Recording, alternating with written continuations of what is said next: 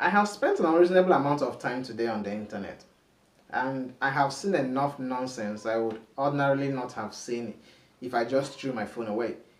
I stumbled on a guy, Brian Johnson. This guy looked at me straight in the eyes and said he has discovered a way to become immortal. True or false? You, Brian Johnson, the man sitting across from me, one day, at some point, as of yet undefined in the future, you will die. False. When you give birth to superintelligence and now you can start extending lifespans to some unknown horizon, 200 years, 1,000 years, 10,000 years, we don't know. Millions of years, we don't know. When that happens, the entire game of humanity shifts from that singular focus on wealth accumulation and status and prestige to existence. That's the shift that's starting to happen right now. As if the idea of living forever is not terrible enough, I then stumbled on this other weird guy that is smashing his face with a rock in the name of Luke's Maxim. As if that didn't traumatize me enough, I then stumbled on this other lady that was telling women to do BBO if they want to feel beautiful. So a few days ago, I put up that I was looking for influencers or superstars who are interested in enhancing their body, and I got so many interests. A lot of people applied, a lot of people want to be beautiful, and there's nothing wrong with being beautiful. There's nothing wrong in surgically enhancing your beauty. I mean, we're women, okay? You need to look like a flower that you are, all right? So you're welcome to Body in Transit consults. What we do here is help people create awareness for plastic surgery, help people through their journey in transforming, transitioning from not a beautiful ducky to a glorious body. You know, that you will own the world. You will be beautiful, you'll be gorgeous, you have everything going for you. So it's a good thing, okay? So What? It is as if the entire internet is on a race to destroy people, and the person who destroys the most number of persons win. Since when did going under the knife become a prerequisite for becoming beautiful? Well, it is quite shameful that a lot of us are becoming social media addicts, doomscrolling on the internet like zombies on apps that don't want you to leave, apps that are literally hiring attention engineers to steal you from reality. A lot of people don't know this, but I will say it. TikTok is the most dangerous social media app in the world right now. Don't get me wrong, the app is not evil by itself, but it is efficient. TikTok is extremely efficient in shaping behaviors quickly, very quickly, because of the short length of its content. Short clips are the most addictive forms of content, and they produce the most destructive patterns in people. Imagine this scenario. Two people spend 2 hours on social media. Person A watches tutorial videos, listens to 3 40-minute podcasts and learns skills. Person B watches over 230 seconds clip of outrage videos, Obidi and Dagonwa, etc. Gender wars, conflict videos, swipe left, swipe right, like and share, 2 hours. Now, both of them sleeps and wake up the next morning. Who do you think will be calm and constructive, and who do you think will be angry and reactive?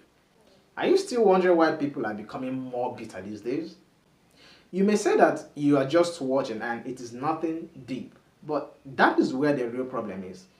The most vulnerable users of TikTok are not the addicted ones, it's the ones who think that they are not being affected. You spend 2 hours listening to Jennifer and Obidi, and somehow you are still convincing yourself that you are normal. You may even lie to yourself that you are in control, but that is only an illusion. And at this point, it is not even a lie anymore, because you don't even know that you're lying to yourself.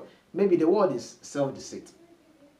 People who have this illusion of being in control slowly start to change. Their opinions begin to shift, and they become less and less tolerant, more emotional and more sensitive, especially when people in real life does not give them the same dopamine reward as the content they consume. By not constantly telling them what they want to hear, These are the type of people that violently attack others who disagree with them. Above the tent, so it would be in the camp. Just move. What was that? Oh my God! He just got shot! Holy shit! We are here live at Utah Valley State University.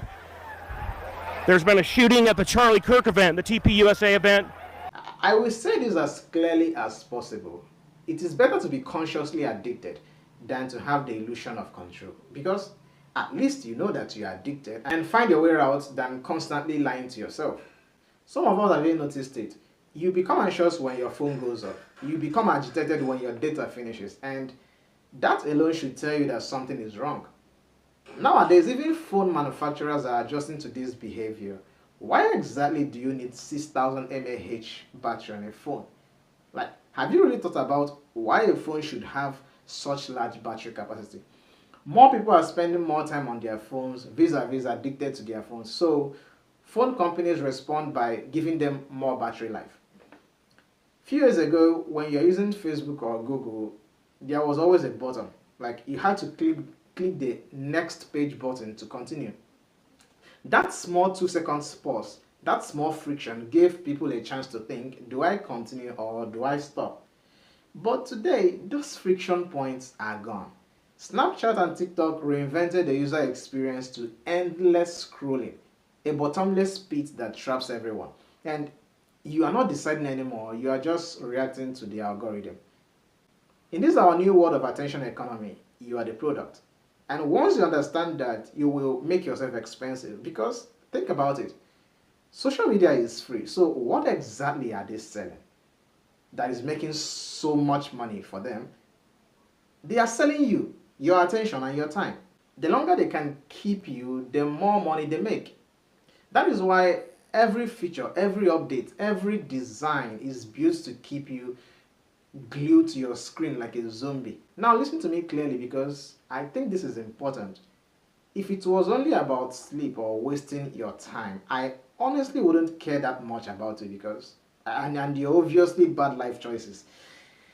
But that is not the real problem.